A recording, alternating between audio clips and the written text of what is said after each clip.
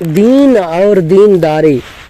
ایک زمانہ تھا جب ہم بالکل چھوٹے بچے تھے، نہ چل سکتے تھے نہ بول سکتے تھے۔ پھر ہماری ماں باپ نے ہمیں چلانا اور بولنا سکھایا۔ جب ہم ذرا بڑے ہوئے تو اسکول میں داخل کر دیے گئے۔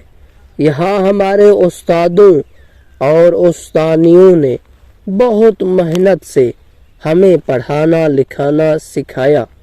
اس کی اس مہربانی کے لیے ہمیں ان کا شکر گزار ہونا چاہیے۔ پڑھانا لکھانا سیکھنے کے علاوہ ہمیں اس بات کی بھی ضرورت ہے کہ ہمیں اچھے اور برے کی تمیز ہو۔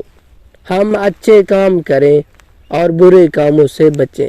اس مقصد کے لیے اللہ تعالیٰ نے اپنے نبی بھیجے۔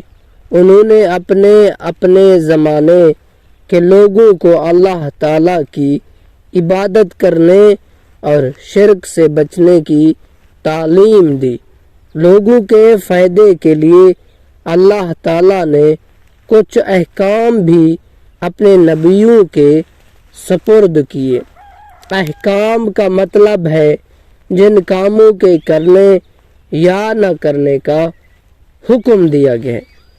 ان احکام کا نام دین ہے۔ دیندار وہ شخص ہے جو ان احکام پر عمل کرتا ہے۔ دیندار شخص اچھی زندگی بسر کرتا ہے۔ وہ نماز پڑھتا ہے، روزہ رکھتا ہے اور زکوٰۃ دیتا ہے۔ وہ ہمیشہ سچ بولتا ہے، لوگوں کے کام آتا ہے، ناپ تول پورا کرتا ہے اور لین دین میں کھرا ہوتا ہے۔ دوسرے لوگ اس کی عزت کرتے ہیں اور اللہ تعالیٰ بھی اس سے خوش ہوتا ہے۔ انسان کو زندگی میں خوشیاں بھی نصیب ہوتی ہیں اور تکلیفیں بھی اٹھانی پڑتی ہیں۔ دیندار شخص ہر حال میں اللہ تعالیٰ سبحانہ پر بھروسہ کرتا ہے۔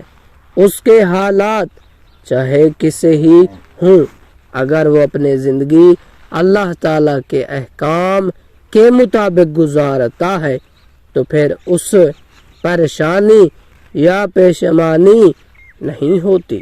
وہ ہر حال میں اللہ تعالیٰ کا شکر ادا کرتا ہے اور اس سے مہربانی کی امید رکھتا ہے۔ وہ اللہ تعالیٰ کی رحمت سے کبھی مایوس نہیں ہوتا۔